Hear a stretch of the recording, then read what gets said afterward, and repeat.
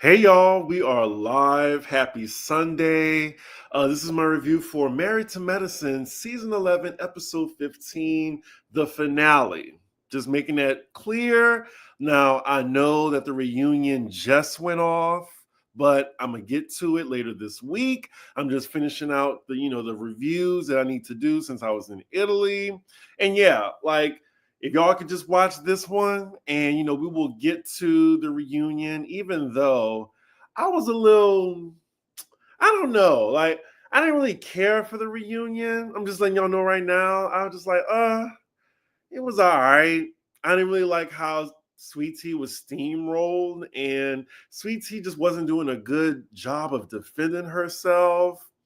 Ugh, God, I just think she just was not ready for reality TV. The only qualification she had was she was married to medicine, and the draw was that she was attached to another cast member's ex-husband. So yeah, I don't know. I don't know where this show is gonna go, but I definitely do think it needs to be on pause. Hello, y'all in the chat. I know that some of y'all want to watch White Lotus, and I know Watch What Happens Live is on tonight too with Angela Oakley. I kind of want to see what she's giving too. So yeah, let's just get into this, shall we? I have my edible ready to go. I'm gonna take this in the middle of it because I don't want to risk it, um, having its effects in the middle of this because it's an indica. But yeah, I can't wait. I'm a little tired. Anyway, yeah, I totally agree. Sweet Tea does not fit in with the show. And I just think it's time. She had 2 seasons. I think, we can have her on something else, but just not this show. It is just not the show for her. It kind of just reminds me of the little scrappy kid who's sticking up for themselves, but they're still getting their ass whipped. And you're just like, y'all, enough. Like the little kid that's being pushed around by maybe 3 or 4 bigger kids. And it's just like, yes, they're sticking up for themselves, but they're still losing. And you just want to tell the bigger kids, just leave the little kid alone. Leave him alone. Just so yeah, then you have to tell a little kid, walk away. You're not going to beat these bigger kids. Walk away. So that's just how I feel with Sweet Tea. So when I get into this review, just know that it's just like, oh, Chris, he loves Sweet Tea. I like Sweet Tea. I had nothing against her. I just think that she's the whipping boy of the show.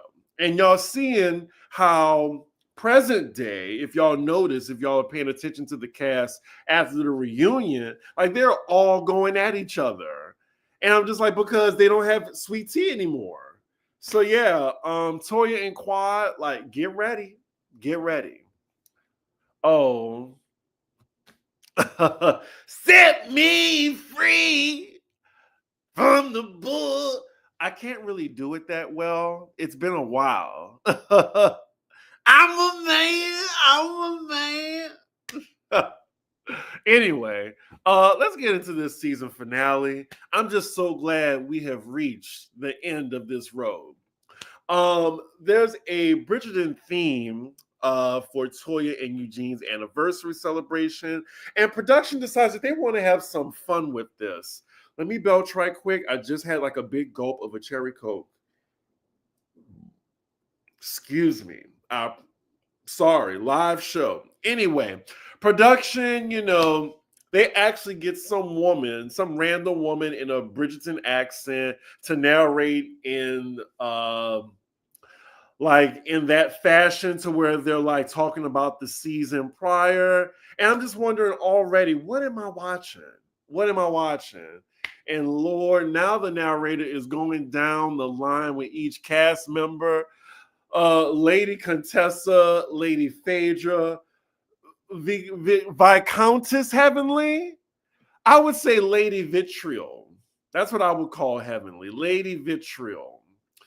I get what they're trying to do, but I just thought it was pretty lame. I think they're trying to just eat up camera time because they really had nowhere to go after that cash trip failure. And then you notice that Toya, Simone, and Jackie, they didn't even get a narration because there was really no plot line for them. So that just really says a lot about that. I like T, but she chimes in at the wrong time. I think the ladies use Sweet Tea, and when they no longer needed her, yeah. Um, let's see. Great analogy, and especially when they got production behind them. Yeah. So did T leave the show? It looks like it. Oh, that Greg song is hilarious. Anywho, the episode finally starts. We're with Toya and her party planners discussing this Bridgerton theme, and she says it's because it's a story of someone who fell in love with someone they shouldn't have. Did she hear that right? Like, Toya really said that about her current husband of 16 years. Like, someone that beat the odds. Like, her and Eugene, they beat the odds. Like, I was just like, I'm not sure if I would like, to describe my relationship like that. But I get what she's saying. Like, she's been told us that Eugene is not someone she would usually be attracted to. But she gave him a chance, and it looked like she learned to love him. And I like that. I mean, she hit the jackpot. She found somebody that loves her more than, she loves him. And I know that sounds bad, but I think we all need to have that type of a successful relationship. Well, not all of us. I mean, it's nice to have that mutual love, but to have someone that loves you more, like it just works out in your favor. Anyway, we then move on to Toya's budget being $25K. Now, as someone who still works private events, that's not bad, but for the amount of people and the type of production you want, $25K, I just think that's a little cheap, just a little bit. As they go over the invite list, it seems everyone is invited, but not everyone RSVP'd yet. So the next scene, we're with the Lunsfords having lunch, and they're all lovey-dovey this time on camera, thankfully, for Sweet Tea's sake. They're discussing whether or not they should go to Toya's party. T doesn't know where she stands with the group, because it seems like they took sides already. Like, both T and Greg feel like maybe they should step back and do their own thing. Good idea. Like, I just think it's a good decision for them. Like, they were used as pawns on this show. Ooh, pretty strong opinion. Toya makes me sick. She disrespects Dr. Eugene all the time. I mean, she did kind of clarify on the reunion that just, premiered, that's just the relationship that they have. I don't know. Oh, Toya's purse was more than $25K. Thank you for bringing that up. So then, next scene, we fast forward. We're already, at the day of Toya's event. She's looking over things. We then get a montage of the other couples getting ready. And Lord, not Toya finding out that Bridgerton was fiction. Now, do y'all watch Bridgerton? I tried like the first 1 or 2 episodes, and I don't know, what is it with Shonda Rhimes and her in interracial relationships? She loved to put a black woman with a white man. I mean, that is fine. That is fine. But I'm just saying, like, the way she does it, it just feels like, I don't know, it just seemed like very intentional. And she seems like, ooh, I'm going to do this. It just doesn't seem natural or whatever. I don't know. But it's just an obsession, it feels like. Yeah, it's not my type of show, and I really just don't like period pieces either. We have 110 people in the chat. I appreciate y'all joining me this late on a Sunday. Make sure you like the video. It helps the ninja out a lot. Make me have a good March. Also, look, I ain't too proud to beg. Ain't too proud to beg, no. So yeah, my Cash App is right here, $CDiggy1. Support the channel, please and thank you. You can also do a super chat. I always look at those, like those comments. I will never miss a super chat. And there's Chris Diggins on Venmo. I gotta promote myself, y'all. Now back to the review. So yeah, she really thought Bridgerton was nonfiction, like it was a real story. It just really doesn't surprise me that Toya thought that. I mean, I was about to call her fabulous, but that would be kind of a stretch. I mean, she's entertaining, and I will always call her Tacky Toya. It's always love here. I love her for the show. But yeah, bless her heart. She ain't that bright. Ain't that bright. Like, she about a little bit dimmer than my like if she was my ring light, this would be Toya's intelligence. Like right here, like right about here. Just not too bright, but you can still see me. Anywho. Oh, did I really just do that just now? 1 second. Okay, we're back. So, let me see. We then find out that the Lunsfords are coming to the party, but just for an hour, from 8 to 9. And then from 9 and on, that is when Quad and King and the Kimes will be arriving. Like, I'm sorry. If I was T and Greg, you're not making me dress up and look ridiculous for an hour and then leave. No, I'm staying. I'm staying. And you, and you, and you. Like, I'm staying. I don't care. An hour? Like, an hour will go by like that. So, yeah, I don't know. It was just disrespectful to me. Like, already. And even I know y'all don't like them. I know y'all don't like the Lunsfords. But I just thought that it was just disrespectful. Yes, they put all those clothes on for an hour. Look, this is all off the dome, y'all. I love a live show. You get everything. You get my flaws and all. You're going to get my flaws and all. I appreciate I just want to make sure we all have a good time and we can talk about Married to Medicine. Anywho, unrelated, are you doing a live on Roa? No. I got to watch me my White Lotus. I got to eat. I got to take my edible. But you know what? I'm going to take my edible right now. It's an indica. Indica is really it just really helps me chill. I don't really like to go outside on an indica. I'll do like a sativa outside, but indica is for indoors. Indica is for indoors. Sativa, outdoors. Like, if you're not familiar with edibles and weed, that's your lesson right now. Anyway, I would have stayed home. The drive was probably longer than they were there. I agree.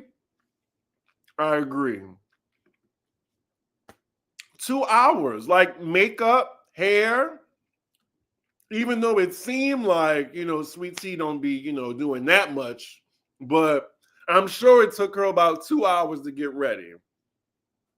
Anywho, yeah, like I had to eat my edible. I'm halfway through this review. I had to make it a little bit meatier, So we cut to Quad and King getting ready.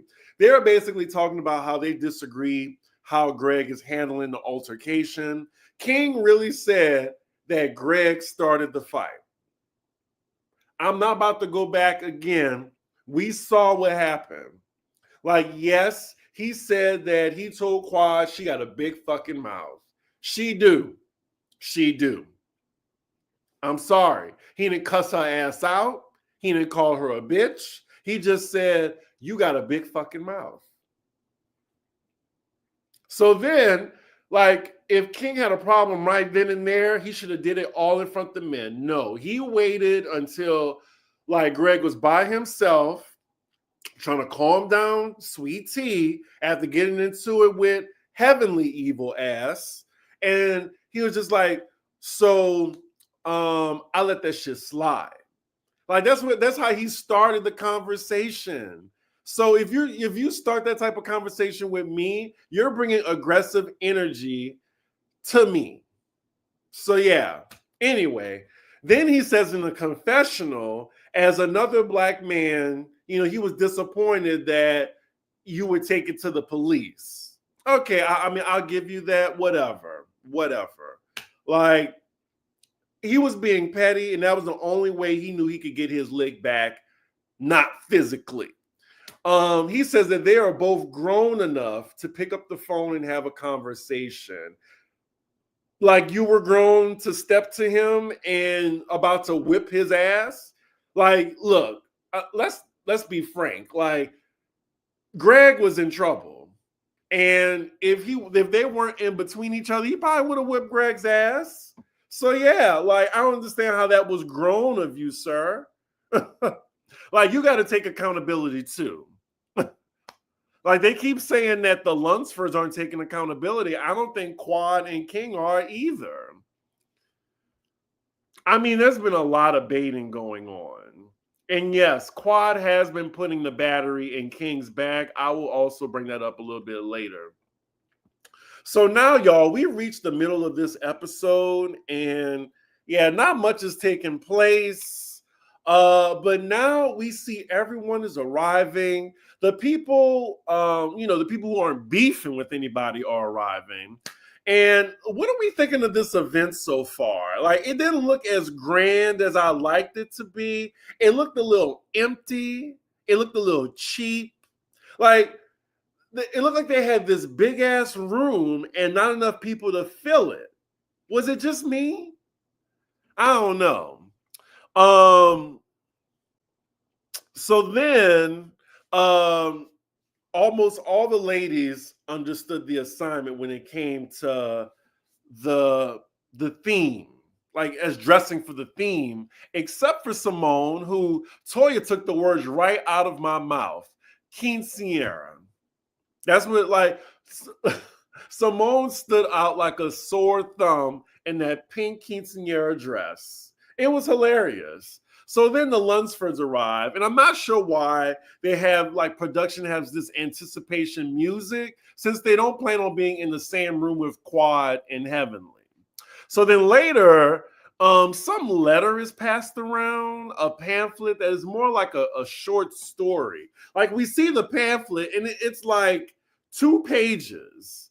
And I guess it was like the ladies were reading it out, which I just thought it was awkward. It's pointing out a bunch of things the ladies in the group do. Excuse me. It comes off kind of lame to me. And I think Sweet Tea was behind it. Like, I like you, Sweet Tea, but I don't think it landed. And who got time to read all that at a party? So as they were reading it to us, I'm just like, what was the point of this? Like, and did you really sit down and write this? Did you pay somebody to write this? And then someone just went around, like, could someone explain that scene to me? Because I was like playing words with friends while I was watching this episode, but I was just like, they just really, like, that part just really came and went. Also, just pause right quick, because I see Andrea, she putting up my Cash App. I have my phone on Do Not Disturb. So if you sent me something, just let me know in the chat. Like, I'm not being disrespectful. It's just, I get a lot of text messages all the time while I'm on live. Anywho, we're now with the men, and it looks like Greg has decided not to press charges. So this at least makes it possible that there's a way to move forward. So then later in the party, the time is ticking. And that means that Tia and Greg need to get the stepping before the real mess arrives. Quad and Heavenly. We see Contessa asking Sweet Tea, like, does she want to go? And T says she's just respecting Toya's wishes, or else she would stay. Simone takes this takes Contessa, what she's doing, as begging them to stay, and then runs to Toya asking, well, what she's going to do. What is she going to do? So I just thought it was interesting that Simone is now worried about an explosive situation happening, like creating an explosive situation. But when Heavenly created them throughout the season, it's crickets or laughs. So then Toya and Simone, they approach T, that Heavenly and Quad are on their way, and then had the nerve to tell her that T created this mess. I really disagree with that. Like, the gaslighting is insane and uncomfortable to watch. Like, this group created the mess. So, they oblige to Toya and they leave with, no hard feelings before the Bullfrogs and Loudmouth and her rent a date show up. Let me see what y'all saying. No, I don't like this show at all. Like, I gave it 2 episodes. I was bored. Heavenly did look good, and the event definitely looked cheap. Probably everyone could not afford the attire. Heavenly did look good. But you put lipstick on a pig, it is still a pig. Contessa was doing way too much. It wasn't her party or place. I'll agree with you on that. And if T and her husband would have stayed, I think Contessa would have tried to bring the two couples together, causing more chaos. No, I don't think that would have happened. I don't think Contessa would have did that, but you are correct about the first part. I agree with you on that. Some of y'all are saying that Contessa should have kept her mouth shut. So let me see where I'm at. All right, so it looks like the Lunsfords leave. Production is giving them a send-off reel as if they aren't coming back. And honestly, there's a lot of people that need to make their exit along with the Lunsfords. So hopefully season 12, if we get it, they make some changes, because I'm sorry, I'm gonna just say it. Jackie has passed her prime. Like, I get it that, she's the face of the show. Like, she gives the show like legitimacy, but she's not doing anything. And she's always first chair. Like, she's not doing anything.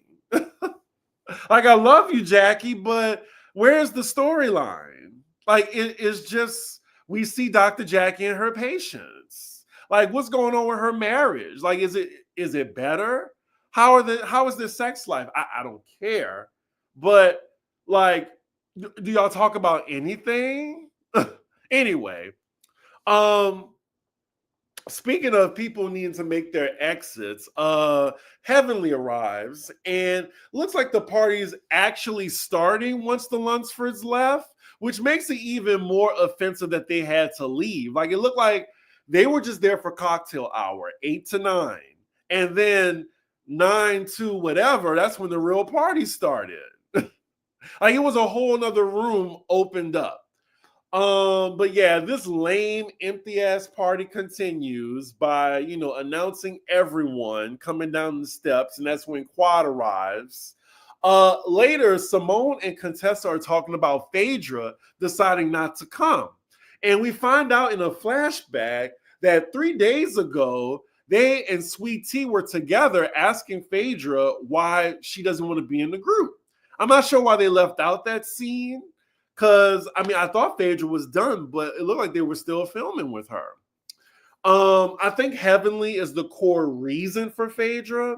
And I really think Phaedra really hit the nail on the head with this comment. She said, I'm not altering my standards to accommodate her disrespect. Like, I know y'all hate her, but I agree with that sentiment tenfold. Like, I'm not about to be sitting here just because y'all are used to, how she disrespects y'all. I'm not going to stand for this and just be like, oh, that's just Heavenly. You just got to, ignore her and don't go low with her, or she's just gonna go low with you. Like you gotta just move on. So yeah, like I am not altering my standards to accommodate her disrespect to me. I mean, that was really good what Phaedra said. I'm gonna give her props. So we move on to Toya and Eugene speaking, and I must say, Toya is definitely blessed to find a man that worships her. I definitely believe their marriage. And Eugene is my favorite husband on the show. So the ladies and men are separate. Curtis tells King that Greg is willing to have a conversation. And he's not going to press charges anymore. And then Simone communicates this to Quad and asks, is there a way for her to move forward? And she very sternly says, I'm not interested. Nope, I'm not interested at all. And I'm like, Quad isn't even married to medicine, but she's trying to call the shots. I mean, it was just comical to me. And of course, Heavenly is agreeing with everything she says. We cut to Curtis asking, is King willing to move forward? And King looks like an actor without a script. He doesn't have, Quad putting that battery in his back and telling him what to say. So he's just saying that, oh, well, I don't really have a problem with him. But he said he's actually willing to have a conversation nervously. Quad is not going to let King talk to Dr. G. Exactly. Like they were saying, oh, well, will you at least sit down with him? I'm like, y'all, there's no more episodes after this. This is the finale. So when did y'all think this was going to happen? Quad is just not likable. I mean, y'all said it, not me. Toya is asking Quad, is she making them choose? Like, why is she making them choose? Quad says she isn't and wants them to put themselves in her shoes and make the right decision. That don't really add up for me. It really doesn't. Quad says if they have to choose, if it's not her, then she's okay with it, which is a lie to me. So when Toya says, we already lost people in this group, I think she was suggesting Mariah without actually saying it. And Quad doubles down and says, then lose me. Then lose me. Okay, try that next season, all right? But I will say, I think Quad is going to get pregnant, and that is why they're going to keep her on the show. Because when she gets pregnant, like she already said in the reunion, she's working with Dr. Jackie currently for IVF. So, look, that's all it takes for her to get back on the show. But then Heavenly Loudmouth, she chimes in, of course, because she hates Sweet Tea. She's gonna agree with whatever Quad says. I just think it's such bullshit. They then start this dumbass dance where no one knows what they're doing. Afterward, the party continues. The credits are rolling. Thank God. The ladies give some final thoughts, and that is where the episode ends. What did y'all think about that? I'm glad it was over with. Put this show on pause.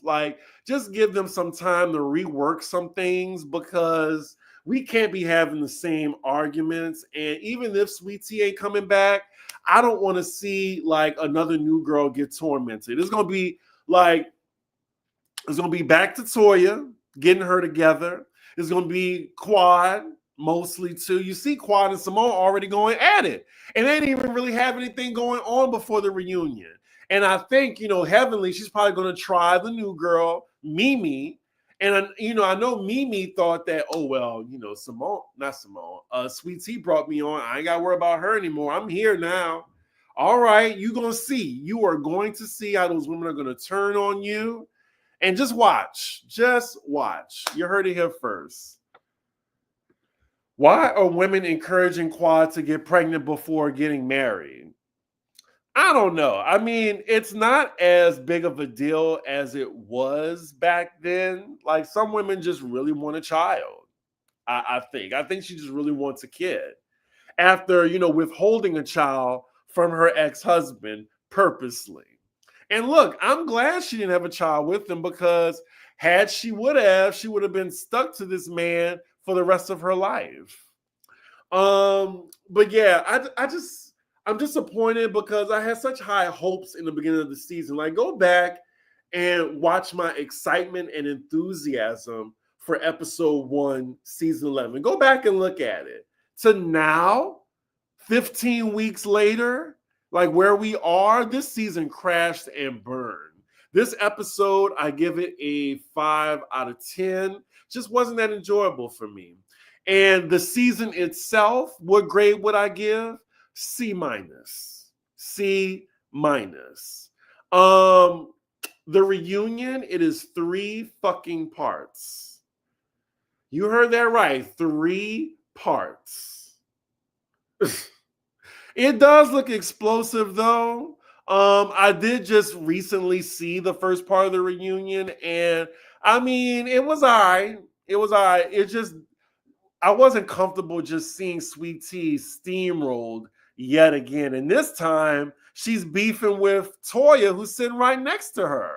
So now, girl, you really on an island now. Don't nobody have your back. Like, yeah, Contessa, she cool with you, but she ain't cool enough with you to speak up for you in that moment against the other ladies. So yeah, that's my thoughts on the episode, y'all. I feel like in 10 more minutes, my edible is fully going to kick in, so I'm going to get off of here. I'll give them, they could have did one reunion that was like an hour and a half, and we would have been done. Wrap this shit up. Sweet Tea let them drag her, then fire her. Right, like go out with a bang, girl. I don't think she know how, poor thing. Poor thing. She just too wet behind the ears. They said T really broke down during the reunion. Contessa can't be trusted. Did she break down? I mean, we'll see. We shall see. But yeah, y'all. First up will be my Atlanta review. I enjoyed that episode too. And I'm just so glad that there was a reason. Well, you know what? I'm going to talk about that on the review. I'm not going to give anything away. Afterward will be Married to Medicine season 11 reunion part 1. So yeah, make sure y'all look out for that. And yeah, Patreon. Look, I was going to film my Chris's business tonight, but I just need to relax. So just be patient with me. First thing in the morning, I'm going to do my Chris's business for the Patreon. We're going to talk about Italy, every single thing that happened, my experience. And then I'm going to do the live later that evening for Roa. Anywho, y'all, let me get out of here. Y'all have a great evening. With that, make sure you like, comment, and subscribe. And